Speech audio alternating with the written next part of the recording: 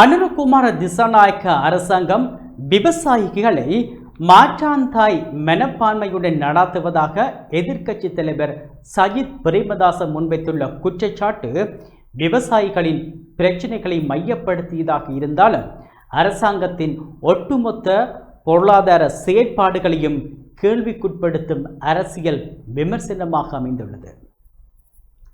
அனுராதபுரம் மாவட்டத்தின் மதவாச்சி தேர்தல் தொகுதியில் நடைபெற்ற ஐக்கிய மக்கள் சக்தியின் உறுப்பினர் விரிவாக்க கூட்டத்தில் உரையாற்றிய அவர், விவசாயிகள் மட்டுமன்றி மீனவர்கள், தொழிலாளர்கள், சிறுவர்கள், இளைஞர்கள் மற்றும் தாய்மார்கள் உள்ளிட்ட அனைத்து தரப்பினரும் பொருளாதார அழுத்தங்களுக்கு முகம் கொடுத்து வருவதாக குறிப்பிட்டுள்ளார். விவசாயத்துக்கு முன்னுரிமை வழங்கப்படும் என தேர்தலுக்கு முன்னர் அளிக்கப்பட்ட வாக்குறுதிகள் நடைமுறைப்படுத்தப்படவில்லை என்பதே சஜித் பிரேமதாசவின் பிரதான குற்றச்சாட்டாகும். மின்சார கட்டணத்தை 33% குறைத்தல், இறக்குமதி செலவுக்கு அண்மித்த விலையில் எரிபொருளை வழங்குதல், குறைந்த விலையில் வாகனங்கள் மற்றும் மோட்டார் சைக்கிள்களை வழங்குதல் போன்ற வாக்குறுதிகளையும் அவர் நினைவுபடுத்தியுள்ளார். எனினும் விவசாயிகளுக்கான உண்மையான ஆதரவை மதிப்பிடும் போது உரம் மற்றும் விதைகளின் விலை, உற்பத்தி செலவு, நீர்ப்பாசன வசதிகள், விளை பொருட்களுக்கான உத்தரவாத விலை, கடன் நிவாரணம், பயிர் சேத இழப்பீடு மற்றும் சந்தை வாய்ப்புகள் போன்ற துறைகளில் அரசாங்கம் எடுத்துள்ள நடவடிக்கைகள் தரவுகளுடன் ஆராயப்பட வேண்டும். அரசியல் மேடையில் முன்வைக்கப்படும் குற்றச்சாட்டுகள் மட்டும் விவசாய கொள்கையின் வெற்றி அல்லது தோல்வியை தீர்மானிக்க போதுமானவை அல்ல.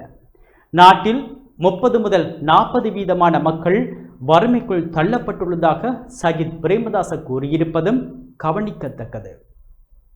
தொழிற்சாலைகள் மூடப்படுதல், உற்பத்தி நடவடிக்கைகள் வெளிநாடுகளுக்கு நகர்த்தப்படுதல், வேலைவாய்ப்புகள் குறைதல் மற்றும் நேரடி வெளிநாட்டு முதலீடுகள் எதிர்பார்த்தளவில் கிடைக்காமை ஆகியவற்றையும் அவர் அரசாங்கத்துக்கு எதிரான குற்றச்சாட்டுகளாக முன்வைத்துள்ளார்.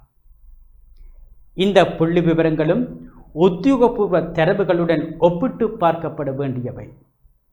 யானை மனித மோதல் அதிகரித்திருப்பதை அவர் சுட்டிக்காட்டியுள்ளமை கிராமப்புற விவசாயிகளின் வாழ்வாதாரத்துடன் நேரடியாக தொடர்புடையதாகும். பயிர் சேதங்கள், உயிரிழப்புகள் மற்றும் குடியிருப்பு பகுதிகளுக்குள் யானைகள் நுழைவது போன்ற பிரச்சனைகளுக்கு உடனடியான பாதுகாப்பு நடவடிக்கைகளுடன் நீண்டகால நில பயன்பாட்டு மற்றும் வனவிலங்கு முகாமைத்துவ திட்டங்களும் அவசியமாகின்றன.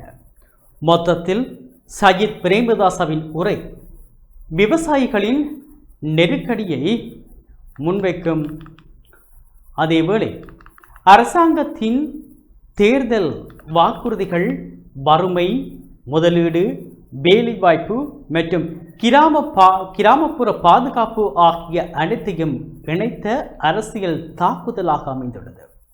இதற்கு பதிலாக அரசாங்கம் பொதுவான மறுப்புகளை வெளியிடுவதை விட விவசாயிகளுக்கு வழங்கிய நிவாரணங்கள், ஒதுக்கப்பட்ட நிதி, பயனடைந்தோரின் எண்ணிக்கை மற்றும் எதிர்கால திட்டங்களை வெளிப்படையாக முன்வைப்பதே குற்றச்சாட்டுக்கான பொருத்தமான பதிலாக அமையும்.